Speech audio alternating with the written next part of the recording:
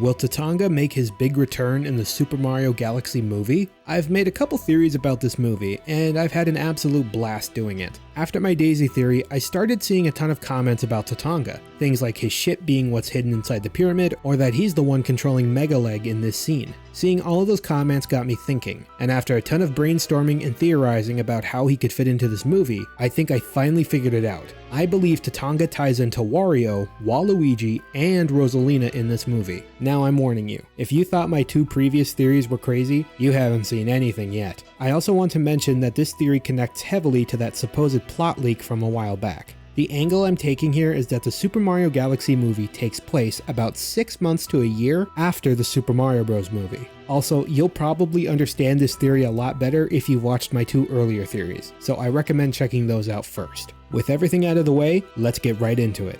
Let's start with Wario and Waluigi. Before the events of the Super Mario Bros. Movie, Wario and Waluigi are living in Brooklyn. They're co-workers of Mario and Luigi, all working under Spike at his construction company. They're constantly overshadowed by the Mario brothers. No matter how hard they work, all the attention and praise always goes to Mario and Luigi for how well they do their jobs. Wario, who's extremely greedy, can't stand seeing the brothers hog all the spotlight. He and Waluigi have tried several times to sabotage the Mario brothers, but it never works. The brothers are just too perfect. Wario wants nothing more than to crush the Mario brothers. While Waluigi doesn't like them, he isn't obsessed with crushing them like Wario. He's happy working with his brother and having a steady job, but he supports Wario. And like Wario, he enjoys scheming and mischief, so he plays along, pretending to despise the brothers. Even pushed aside and treated like a sidekick, Waluigi can be just as sneaky and cunning as Wario when he needs to be. Eventually, Mario and Luigi grow tired of working for Spike. They want to run their own business, Super Mario Bros. Plumbing.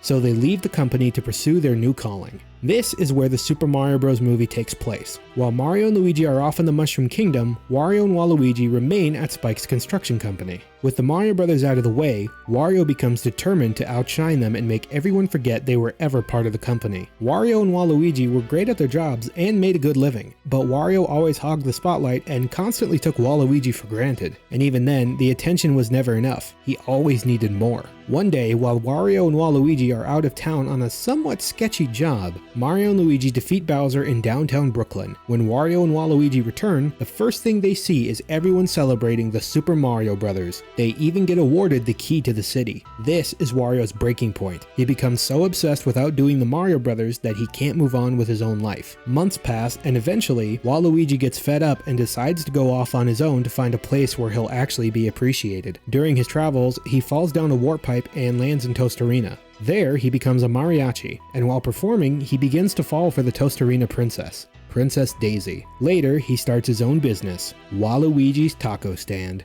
Meanwhile, Wario continues stalking the Mario brothers, desperate to figure out how to steal their spotlight. During his travels, he comes across this sketchy building that seems familiar to him. He recognizes the building. It's the building he and Waluigi were hired to make a few months back. Wario walks into the building and is met with the security system that he himself installed, which is when he meets a strange creature named Tatanga, a ruthless alien who runs a black market for power stars and advanced alien weapons. It's revealed that this is Tatanga's hideout, far enough to stay hidden, but close enough to keep an eye on his black market operations. Tatanga had been waiting to meet Wario. He had been keeping an eye on him for a while, which is why he hired Wario and Waluigi to build his hideout. Tatanga needs help with his black market and was intrigued by Wario's greed, construction, engineering skills, and overall sneakiness. Tatanga knows Wario could help boost his black market operations. Wario hesitates at first. He doesn't like sharing credit. But missing Waluigi and wanting to get back at the Mario brothers, he agrees, though neither fully trusts the other, and both are ready to stab the other in the back at a moment's notice.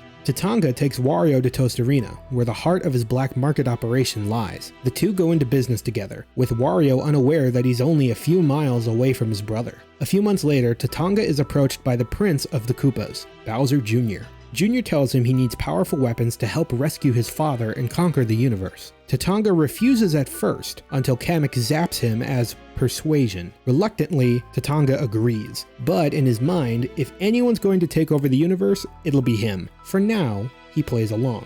Tatanga warns Jr. that if he wants to get anywhere near the center of the universe, he'll have to deal with Princess Rosalina. Bowser Jr. agrees, and orders Tatanga to eliminate that obstacle. Now, you might be wondering where Tatanga and Rosalina's history connects. In the original Super Mario Land, Tatanga kidnaps Princess Daisy. But what if Daisy wasn't his first choice? What if Tatanga originally targeted Rosalina? When Rosalina was a child, Tatanga somehow learned she was destined to become the next protector of the universe. Fearing she would one day become powerful enough to stop him, Tatanga attempted to kidnap her while she was still young and vulnerable, hoping to steal or control her future cosmic power before she grew into it. The kidnapping attempt failed, and there was collateral damage. I believe Tatanga killed Rosalina's mother.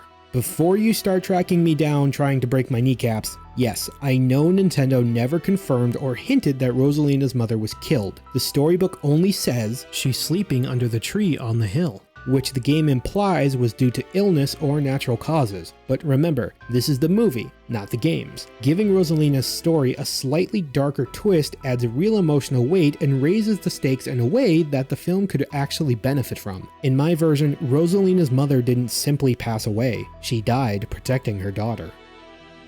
Let's continue. Wario and Tatanga need materials for their big job, so they leave the sketchy part of Tostarena to look for the supplies they'll need to build their weapons. It's then that Wario finds Waluigi. The two are happy to see each other, but Waluigi doesn't want anything to do with his brother's scheming. Waluigi likes the life he's built for himself, but after feeling frustrated from an awkward date with the Tostarena princess, he would have been lying if he wasn't a bit tempted to join Wario. Wario and Tatanga get to work, building an arsenal of new weapons. They construct a UFO and upgrades that allow the airships to handle space travel. Once everything is finished, they deliver the weapons to Bowser Jr., who immediately sets off to rescue his father. Meanwhile, Tatanga continues developing his ultimate project, a massive three-legged robot he calls Mega Leg. With the Koopa airships backing him, he's finally ready to launch another full-scale invasion of Star World, Rosalina's home base. He soon finishes Mega Leg and sets off to begin the invasion, leaving Wario and Waluigi behind to run the black market. Fast forward a couple days, Mario and Luigi arrive in Tostarena looking for Princess Daisy. They had recently been knocked off the castle by Bowser Jr.'s invasion, and they need Daisy's help. Luigi and Daisy have an immediate connection, and it's definitely obvious, especially to Waluigi. Wario and Waluigi are now both determined to put the Mario brothers in their place. Wario for Mario's glory, and Waluigi for Luigi stealing the presumed love of his life. Daisy tells Mario and Luigi that there's a hidden device in the Tostarena Pyramid, a warp zone that leads directly to Star World. It's so secretive that only Daisy and a few select others even know it exists, and she isn't entirely sure what lies on the other side. But since Bowser Jr. is already out in space, she figures there might be someone or something in Star World that can help Mario and Luigi get back to Princess Peach's castle. Mario, Luigi, and Daisy head to the pyramid while Wario and Waluigi follow them, not knowing what they're getting themselves into. Daisy sets up a controlled path through the warp zone for Mario and Luigi to use, while Wario and Waluigi hide in the pyramid watching. After the three make their way to Star World, Wario and Waluigi try to reopen the warp zone themselves, but without Daisy's knowledge, they can't control it properly. They still end up in Star World, but land somewhere far away from the Mario brothers. As Mario, Luigi, and Daisy emerge from the warp zone into Star World, the three immediately notice chaos. Tatanga's invasion has already begun. Airships patrol the skies, and Mega Leg is headed straight for Rosalina. Meanwhile, Wario and Waluigi arrive in Star World through the unstable warp zone. Confused but determined, they see the destruction caused by Tatanga's forces. They decide to press forward, eager to chase down the Mario Bros. But then they had a thought. With all the panic in the village, why not grab some loot? They can deal with the brothers another time. They ransack a few houses and end up taking control of one of the unsupervised airships. While Rosalina is busy defeating Mega Leg and stopping Tatanga's invasion, Wario and Waluigi see an opportunity to grab even more loot, flying the stolen airship around the galaxy. Eventually, they come across the center of the universe. They spot a massive floating castle and immediately assume they've hit the jackpot. Not exactly the brightest, they decide to land on the castle to get inside, but as soon as they step onto the grounds, Koopa guards quickly apprehend them, throwing them into the castle dungeon alongside a ghost scientist. After Rosalina uses her powers to destroy Mega Leg, the massive explosion launches Tatanga into deep space, stranding him there. But this won't be the last we see of him, and the next princess he hunts won't be Rosalina. After the chaos calms down, Rosalina is finally introduced to Mario, Luigi, and Daisy. Like in the games, she's stranded without the Power Stars, so the brothers use the domes on the stranded Comet Observatory to collect Power Stars and even a couple Grand Stars. which help the Comet Observatory regain full control. With the observatory powered up, Rosalina is able to explore the galaxy again, and the team continue their search, eventually locating Princess Peach and Toad. I'm gonna pause right here because I think I figured out where this is. So this is a casino inside a cube, filled with enemies.